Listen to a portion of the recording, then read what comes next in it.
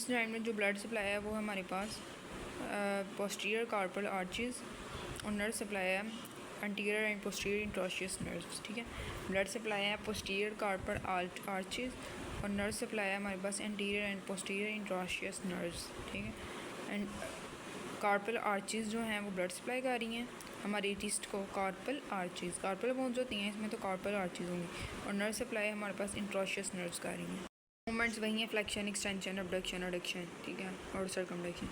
Flexion में आ जाएंगे हमारे पास जितने भी फ्लेक्स जिनके साथ फ्लेक्सर्स लगा हुआ ना वो आ जाएंगे। Flexor carpus radialis, flexor carpal ulnaris और पाल्मारिस लॉन्गस। सिर्फ ये याद रखने वाला है, ये तो भूल जाता है बच्चों को, तो ये बस याद रखना, पाल्मारिस लॉन्गस। ठीक है, आगे जो है एक्सटेंसर्स में आ जाएंगे। एक्सटेंसर कार्पाई रेडियलिस, एक्सटेंसर कार्पाई अल्नारिस और एक्सटेंसर कार्पाई रेडियलिस, ब्रेविस और लॉन्गस को करके तो कार्पाई रेडियलिस को भी कर देना। ठीक है, आगे जो है ना वो एबडक्शन कराने वाले हैं। एबडक्शन कराने वालों में क्या आएगा हमारे पास, जितने भी रेडियल जो है ना वो आएंगे इसमें, जिनमें भी रेडियल वर्ड आता है। Flexor carpal radialis, extensor carpal radialis, और एबडक्शन करा रहा है तो एबडक्शन वाला भी नाम आता है, एबडक्टर पॉलिसिस लॉन्गस। ठीक है, और एक जो है ना याद रखने वाला वो है extensor pollicis Brevis, extensor pollicis Brevis बस याद रखना है।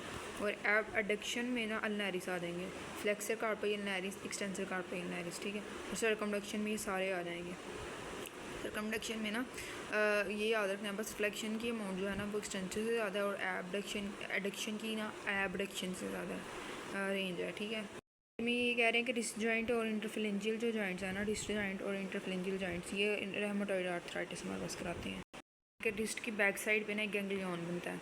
गैंग्लियन क्या है, ये सिस्टिक स्वेलिंग है रिजल्टिंग फ्रॉम साइनोवियल शीथ की ना डीजनरेशन होती है, उससे हमारे पास एक सिस्ट बन जाती है। साइनोवियल शीथ की डिस्ट डीजनरेशन होती है और वहाँ पे हमारे पास स्वेलिंग हो जाती है। ठीक है, टेंडन्स के इर्द गिर्द। सिंपल सी बात है, रिस्ट जॉइंट के बैक साइड पे हमारे पास एक गैंग्लियन बन जाता है। उसमें क्या होता है कि साइनोवियल शीथ जो होती है ना, साइनोवियल शीथ उसकी इन्फ्लेमेशन हो जाती है। जब उसकी इन्फ्लेमेशन होगी ना तो वहाँ पे एक सिस्ट बन जाएगी। अगर किसी लिगामेंट को इंजरी हो जाएगी ना तो हमारे पास क्या होगा, सब लुक्सेशन ऑफ द कार्पल्स वेंट्रल या डोर्सल। कार्पल्स की ना सब लुक्सेशन हो जाएगी ये वेंट्रल या डोर्सल साइड पे, सब लुक्सेशन। ठीक है, ये वर्ड याद रखना, सब लुक्सेशन, और ये सिस्ट वाली चीज़ याद रखनी है। और ये याद रखना है कि डिस्क जॉइंट और इंटरफेरेंशियल जॉइंट की वजह से हमारे पास रिमोटॉइड आर्थराइटिस होती है।